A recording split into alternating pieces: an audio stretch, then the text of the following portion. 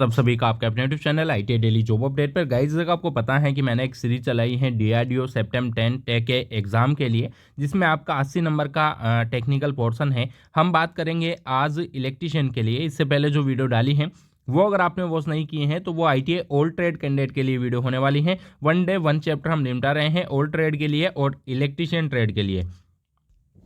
बहुत ही महत्वपूर्ण प्रश्न, वो प्रश्न मैं यहाँ पर कराने वाला हूँ जो कि स्टूडेंट से पूछा गया है, स्टूडेंट से जानकारी मिली है। सेप्टेम 9 में जो एग्जाम आया था, बिकॉज डीआरडीओ जो है आंसर की और आपका किसी भी प्रकार से पेपर जारी नहीं करता है। अगर आपसे कोई ये कहता है कि हम डीआरडीओ के ही क्वेश्चन करवाने हैं तो ऐसा नहीं हो सकता है गाइस। आज का जो हमारा टॉपिक है, आज हम निपटाने वाले हैं ट्रांसफार्मर को पूरा। जो ट्रांसफार्मर से क्वेश्चन पूछे जा सकते हैं आपके डीआरडीओ एग्जाम में, वो क्वेश्चंस और यहाँ से आपको 2 से 3 क्वेश्चन देखने को मिल जाएंगे। बिकॉज आप लोगों के पास टॉपिक बहुत कम है टेक्निकल में और टोटल 80 क्वेश्चन यहाँ से आने वाले हैं गाइज। तो वीडियो को एंड तक जरूर वॉच करना। वीडियो को शुरू करते हैं उससे पहले मैं आपको बता दूं, अगर आपने अब तक हमारे चैनल को सब्सक्राइब नहीं किया है अभी सब्सक्राइब कर लो। वीडियो पसंद आता है वीडियो को लाइक करो, वीडियो को शेयर करना बिल्कुल मत भूलना गाइज। आपको पता है हमारे चैनल पर हम बात करते हैं आईटीआई से निकलने वाली सभी सरकारी भर्तियों की अपडेट हर रोज मैं यहाँ पर लेकर आता हूँ, जिसमें आईटी पास आउट छात्रों के लिए सरकारी भर्तियां, सरकारी अप्रेंटिस भर्तियां और किसी बड़ी कंपनी में अगर प्राइवेट भर्ती निकलती हैं तो उसकी अपडेट मैं आप लोगों को सबसे पहले देता हूँ। तो चलिए वीडियो को शुरू करते हैं, वीडियो को एंड तक जरूर वॉच करना। सो गाइस देखिएगा, वन डे वन चैप्टर में आज हम करने वाले हैं ट्रांसफार्मर से आए हुए जो पिछले एग्जाम्स में क्वेश्चन आए हैं उन सब क्वेश्चंस को। पहला क्वेश्चन जो हमारा है वो है ट्रांसफार्मर किस सिद्धांत पर कार्य करता है। तो आप लोगों को पता होगा ट्रांसफार्मर का सबसे इजी क्वेश्चन है। ऑप्शन ए है अन्योन्य प्रेरण, ऑप्शन बी है स्व प्रेरण, ऑप्शन सी है ओम का नियम और ऑप्शन डी जो है वो आपका वो है फ्लेमिंग का नियम। तो गाइज अगर आप लोगों को आंसर पता है तो आंसर कमेंट कर दीजिएगा। इसका जो आंसर होगा वो है ट्रांसफार्मर अन्योन्य प्रेरण सिद्धांत पर कार्य करता है। और ये जो एग्जाम में क्वेश्चन आया है ये आप मान के चलिएगा कि डीआरडीओ के तो हर एग्जाम में आता ही है, इसके साथ ही टेक्निकल के जो भी एग्जाम होते हैं जैसे कि इसरो हो गया, जेवीएनएल हो गया जो कि राजस्थान में टेक्निकल हेल्पर की वैकेंसी होती है, उनमें सबसे फेवरेट क्वेश्चन एग्जामिनर का होता है कि ट्रांसफार्मर किस सिद्धांत पर कार्य करता है। तो ट्रांसफार्मर अन्योन्य प्रेरण के सिद्धांत पर कार्य करता है। अगला क्वेश्चन हम देखेंगे जिसका आंसर मैं यहाँ पर छुपा कर रखूंगा आप लोगों से। आपको आंसर का कमेंट करना होगा कि ट्रांसफार्मर में जिस बाइंडिंग को इनपुट स्रोत से संयोजित किया जाता है वह क्या कहलाती है। तो देखिएगा, इनपुट स्रोत से जिस वाइंडिंग को संयोजित किया जाता है वो कौन सी वाइंडिंग होती है। प्राइमरी वाइंडिंग होती है, सेकेंडरी वाइंडिंग होती है, फील्ड वाइंडिंग होती है या कोर वाइंडिंग होती है। अगर आपको आंसर पता है तो कमेंट जरूर कीजिएगा। अदरवाइज इसका आंसर मैं आप लोगों को बताने वाला हूँ कि हमारा जो ट्रांसफार्मर होता है उसमें इनपुट स्रोत से जो वाइंडिंग जोड़ी जाती हैं वो जोड़ी जाती हैं हमारी प्राइमरी वाइंडिंग। आप लोगों को 1 बाय 1 एक एक क्वेश्चन में डिटेल में बता रहा हूं। तो इन सब क्वेश्चंस को अगर हो सकता है तो आप सारे इंपॉर्टेंट क्वेश्चन हैं इनको लिख भी लीजिएगा। जब आप एग्जाम देने जाएं तो इन क्वेश्चन को रीड करके जरूर जाना, क्योंकि वन डे वन चैप्टर हम यहाँ पर करने वाले हैं। अगला क्वेश्चन ट्रांसफार्मर से बनता है कि ट्रांसफार्मर कौन सी विद्युत धारा पर कार्य करता है। प्रत्यावर्ती धारा यानी कि अल्टरनेट करंट जो होता है एसी, मैं यहाँ पर लिख दूं, आपको हो सकता है एसी डीसी से पता हो, या होता है डीसी यानी कि डायरेक्ट करंट। ऑप्शन सी है दोनों या इनमें से कोई नहीं। अगर आंसर पता है तो आंसर कमेंट करेंगे। ट्रांसफार्मर कौन सी धारा पर कार्य करता है। तो ट्रांसफार्मर एसी यानी कि अल्टरनेटिव करंट प्रत्यावर्ती धारा पर कार्य करता है। अगला क्वेश्चन हम देखेंगे, आज की कम्युनिटी टैब का क्वेश्चन है। कम्युनिटी में मैंने ये क्वेश्चन डाला था, कई छात्रों ने आंसर दिया। जिन छात्रों को राइट आंसर पता था उन्होंने कमेंट में भी आंसर दिया और अभी भी ज़्यादातर गलत छात्रों ने ही इसका आंसर दिया हुआ है। तो ट्रांसफार्मर की दक्षता जो होती है कितनी होती है, 70 से 78%, 50%, 50 से 80% या 90 से 98%। तो इसका जो राइट आंसर होगा वो होगा 90 से 98%। कई दोस्त जो थे वो वहाँ पर कमेंट कर रहे थे कि सर इसका आंसर, सही आंसर हमें बताइए। ये question very very important question आप लेकर चलना। ये क्वेश्चन किसी ना किसी शिफ्ट में ज़रूर पूछा जाएगा। याद रखिएगा, ट्रांसफार्मर की दक्षता 90 से 80% होती है। अगला क्वेश्चन जो बनता है ट्रांसफार्मर से वो ये है कि ट्रांसफार्मर की क्रोड किसकी बनी होती है। यानी कि ट्रांसफार्मर की जो क्रोड होती हैं वो किस मेटेरियल की बनी होती हैं। ऑप्शन ए है लोहे की, ऑप्शन बी है एल्यूमिनियम की, ऑप्शन सी है सिलिकॉन की और ऑप्शन डी है चुंबक की। अगर आपको आंसर पता है तो आंसर कमेंट कीजिएगा। ट्रांसफार्मर की जो क्रोड बनी होती हैं सिलिकॉन की बनी होती हैं। सिलिकॉन क्या है, सिलिकॉन एक अर्धचालक है। ठीक है, आप लोगों को पता होगा सिलिकॉन और जर्मेनियम ये दोनों अर्धचालक हैं।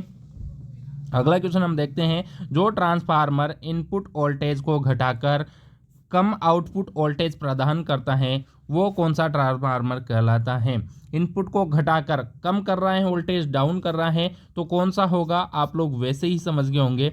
इसका जो राइट आंसर है वो जल्दी से कमेंट कर दो गाइस, मैं इसका आंसर नहीं बता रहा हूँ, इसका आंसर जल्दी से कमेंट करो। अब तो दिख ही गया होगा कि जो ट्रांसफार्मर है वो अगर वोल्टेज घटाकर कम आउटपुट वोल्टेज प्रदान करता है तो वो अपचायक ट्रांसफार्मर कहलाता है, और जो ट्रांसफार्मर वोल्टेज बढ़ाता है वो क्या होता है, उच्चायक ट्रांसफार्मर होता है। और ट्रांसफार्मर दो प्रकार के होते हैं, स्टेप अप और स्टेप डाउन, ठीक है, सबको पता होगा। इतनी छोटी चीज़ इलेक्ट्रिशियन से पास आउट छात्र को बताने की ज़रूरत नहीं होती है, लेकिन मैं वन बाय वन एक एक चीज़ जैसे ही मेरे दिमाग में आ रही हैं हर चीज़ मैं आपको बताता हूँ। निम्न में से कौन सा ट्रांसफार्मर का भाग नहीं है, तो याद रखिएगा, ब्रीदर, कंजर्वेटर, आर्मेचर और क्रोड। अब ये जो आर्मेचर है यहाँ पर आप अटक गए होंगे कि आर्मेचर बिल्कुल सही आंसर इसका होगा, बिकॉज आर्मेचर जो होता है किस में प्रयोग होता है, विद्युत मोटर में आर्मेचर का प्रयोग किया जाता है। इसके अलावा ब्रीदर, कंजर्वेटर और क्रोड ये सब ट्रांसफार्मर के भाग हैं। ट्रांसफार्मर की दक्षता का सूत्र क्या होता है, बहुत ही इंपॉर्टेंट क्वेश्चन है, आप लोगों से पूछा जा सकता है। इनपुट बटे आउटपुट इंटू 100, आउटपुट बटे इनपुट इंटू 100, आउटपुट बटे इनपुट प्लस 100, या इनपुट बटे आउटपुट इंटू 70। बताइए ट्रांसफार्मर की दक्षता का सूत्र क्या है, तो इसका जो राइट आंसर होगा वो होगा आप लोगों का आउटपुट बटे इनपुट इंटू 100 करेंगे आप, ठीक है। ये ट्रांसफार्मर की दक्षता निकालने का सूत्र है, आपको हर एग्जाम में काम आएगा। आउटपुट बटे इनपुट इंटू 100 ट्रांसफार्मर की दक्षता का सूत्र होता है। अगला क्वेश्चन है, ट्रांसफार्मर में भंवर धारा हानि रोकने का उपाय क्या है। ऑप्शन ए है लेमिनेटेड कोर, हम उसमें लगाएंगे। ऑप्शन बी है लोहे की कोर। ऑप्शन सी है ऑटो वाइंडिंग। ऑप्शन डी है ये सभी। तो ट्रांसफार्मर में भंवर धारा हानि रोकने के लिए हम लगा देते हैं लेमिनेटेड कोर, ठीक है, जिससे क्या होता है, जो हानि होती है, जो लॉसेज होते हैं ट्रांसफार्मर में, भंवर धारा लॉसेज, वो कम हो जाते हैं, ठीक है।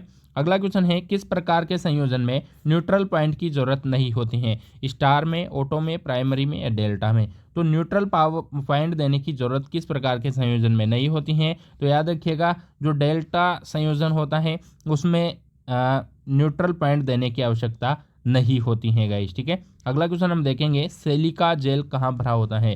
ट्रांसफार्मर में सिलिका जेल किस में भरा होता है, ब्रीदर, कंजर्वेटर, कोर और वाइंडिंग, ये सभी ट्रांसफार्मर के भाग हैं। इससे पहले जो क्वेश्चन आया था उसमें आर्मेचर दिया हुआ था, तो आर्मेचर क्या था, ट्रांसफार्मर का भाग नहीं था गाइस। तो सिलिका जेल जो भरी होती हैं गाइस वो भरी होती हैं ब्रीदर में। ऑप्शन ए इसका राइट आंसर हो जाएगा। आपको एग्जाम में क्वेश्चन देखने को मिल सकता है। 12वें क्वेश्चन पर हम हैं, और इससे पहले मैं आप लोगों को बता दूं गाइस, दोस्तों अगर आप आईटीआई इलेक्ट्रीशियन से डीआरडीओ का एग्ज़ाम देना चाहते हैं, और अगर आप चाहते हैं डीआरडीओ में प्रीवियस ईयर में आए हुए 300 प्लस क्वेश्चंस की एक पीडीएफ जो हमने बनाई है, बड़ी मेहनत के बाद सारे सेलेक्टेड क्वेश्चन उसमें डाले गए हैं, वो भी सिर्फ और सिर्फ 35 रुपये में मात्र, जिसमें डीआरडीओ में प्रीवियस ईयर आए हुए सभी क्वेश्चन जो टेक्निकल एग्जाम होते हैं उन सबके सिलेक्टेड क्वेश्चन मैंने यहाँ पर इसमें इंक्लूड किए हैं। ये पीडीएफ आप लोगों को मिल रही हैं सिर्फ और सिर्फ 35 रुपये में मात्र। अगर आप ये पीडीएफ लेना चाहते हैं आईटी इलेक्ट्रीशियन से हैं तो 77 423 70 231 यानी कि 77423 70231 पर अपना नाम व्हाट्सअप करेंगे। जैसे ही आप पेमेंट करते हैं तो तुरंत आपको पीडीएफ डाल दी जाती है गाइस। तो जो कैंडिडेट लेना चाहता है, जो स्टूडेंट लेना चाहता है, वो इसका फ़ायदा जरूर उठाना। यहाँ पर 300 प्लस क्वेश्चंस आप लोगों को देखने को मिल जाएंगे। चलते हैं हमारे अगले क्वेश्चन पर। अगला क्वेश्चन जो है हमारा गाइज वो है कि एक वाइंडिंग वाला ट्रांसफार्मर कौन सा होता है। Step up transformer, step down transformer, auto transformer या इनमें से कोई नहीं। तो ऐसा ट्रांसफार्मर जिसमें एक ही वाइंडिंग होती है वो कहलाता है हमारा ऑटो ट्रांसफार्मर। याद रखिएगा, जिसमें एक ही वाइंडिंग होती है वो कौन सा ट्रांसफार्मर हमारा कहलाता है, ऑटो ट्रांसफार्मर कहलाता है। अगला जो क्वेश्चन है गाइज वो ये है कि ट्रांसफार्मर की रेटिंग किसमें मापी जाती है। किलोवाट, केडब्ल्यू का मतलब क्या है, किलोवाट, किलोवाट हावर, ठीक है, किलो एम्पियर या किलोमीटर। देखिए केमी भी दे दिया तो ये बिल्कुल गलत है। विद्युत शक्ति किलोवाट हावर आप लोगों को पता है 1000 यूनिट, ठीक है, इसमें मापी जाती हैं। केवी हैं, किलो वोल्ट एम्पियर हैं, ठीक है, किलोवाट हावर अलग होता है, किलोवाट अलग है, किलोवाट हावर अलग होता है, ठीक है। केवी यहाँ पर दिया है तो याद रखिएगा ट्रांसफार्मर की जो रेटिंग मापी जाती हैं वो KVA में मापी जाती हैं। यहाँ पर आपको कंफ्यूज करने के लिए अगर मैं इस क्वेश्चन को बनाता तो यहाँ पर KVA के बाद KWA ऑप्शन में ज़रूर देता है, इससे ज़्यादा बच्चे कंफ्यूज हो जाते हैं गाइज। ट्रांसफार्मर किस प्रकार की मशीन है, तो ये घूर्णन मशीन है, चल मशीन है, स्टैटिक है, बताने की ज़रूरत ही नहीं है, आपको पता है कि ट्रांसफार्मर घूर्णन नहीं करता, चल नहीं करता, स्टैटिक मशीन है। ठीक है, ऑप्शन सी हमारा जो है राइट आंसर इसका हो जाएगा। अगला क्वेश्चन है क्रोड की संरचना के आधार पर ट्रांसफार्मर कितने प्रकार के होते हैं, तो क्रोड की संरचना के आधार पर ट्रांसफार्मर कितने प्रकार के होते हैं गाइज, 3 प्रकार के अलग अलग ट्रांसफार्मर होते हैं। अगला क्वेश्चन है स्टेप अप ट्रांसफार्मर आउटपुट धारा क्या होती है, तो स्टेप अप नाम से ही पता लग रहा है कि धारा इसमें बढ़ती ही होगी। स्टेप अप और स्टेप डाउन में धारा क्या होती हैं, घटती हैं। अरे अरे अरे, ट्रांसफार्मर में आउटपुट धारा, स्टेप अप ट्रांसफार्मर में आउटपुट धारा जो होती हैं वो बढ़ना चाहिए भाई, स्टेप अप धारा घटती हैं। ठीक है, इस क्वेश्चन को मैं देखता हूँ दोबारा, उसके बाद आपको बताऊंगा। फिलहाल इसका आंसर जो है आप घटती हैं ही याद रख लीजिएगा। इसका जो आंसर है मैं नीचे कमेंट में आपको राइट बता दूंगा। ठीक है, इंपॉर्टेंट क्वेश्चन है।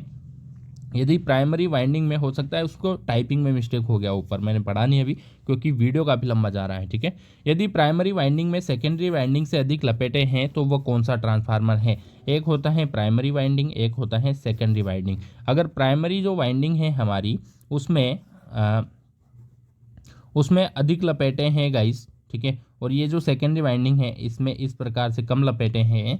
ठीक है, ये प्राइमरी है, तो ये ट्रांसफार्मर कौन सा ट्रांसफार्मर कहलाता है, तो ये कहलाता है स्टेप डाउन ट्रांसफार्मर। यदि प्राइमरी में लपेटे ज़्यादा हैं और सेकेंडरी में लपेटे कम हैं तो कौन सा ट्रांसफार्मर होगा, स्टेप डाउन ट्रांसफार्मर हमारा होगा। स्टेप अप ट्रांसफार्मर में क्या बढ़ता है, जल्दी से बता दीजिएगा।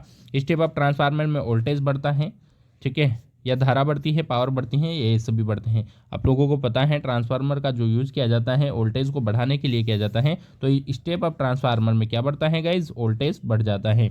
अगला क्वेश्चन है कंजर्वेटर टैंक में क्या भरा होता है, सिलिका जेल, हवा, पानी या तेल। हम लोगों ने सिलिका जेल जो भरा होता है इसका क्वेश्चन पहले भी ऊपर आया था, तो याद रखिएगा जो इसका कंजर्वेटर टैंक होता है इसमें तेल भरा हुआ होता है। 20वां क्वेश्चन जो हमारा है और आज की वीडियो का लास्ट क्वेश्चन है ये है कि नमी सोखने के बाद सिलिका जेल का रंग कैसा हो जाता है। Very very important most question, इसको लगा लीजिएगा। नमी सोखने के बाद सिलिका जेल का रंग कैसा हो जाता है गाइज, नमी सोखने के बाद सिलिका जेल का रंग जो होता है गुलाबी हो जाता है। ठीक है, तो आज की वीडियो में इतना ही, हम मिलेंगे अगली वीडियो में एक नई सरकारी भर्ती के साथ जो रहेगी ITA पास आउट छात्रों के लिए गवर्नमेंट जॉब अपडेट, नई भर्ती, नई वीडियो जो आएगी उसमें गवर्नमेंट अप्रेंटिस भर्ती की वीडियो हम लेकर आते हैं। साथ ही साथ अगर किसी बड़ी कंपनी से परमानेंट भर्ती निकलती है तो उसके साथ, इसके साथ ही कल जो वीडियोस अपलोड होंगी उसमें हम बात करेंगे DRDO ओल्ड ट्रेड के आने वाले इंपॉर्टेंट क्वेश्चंस के साथ साथ DRDO इलेक्ट्रीशियन ट्रेड के लिए इंपॉर्टेंट क्वेश्चन जो पिछले वर्षों में पूछे गए थे वो। अगर आपने अब तक हमारे चैनल को सब्सक्राइब नहीं किया है अभी सब्सक्राइब कर लो।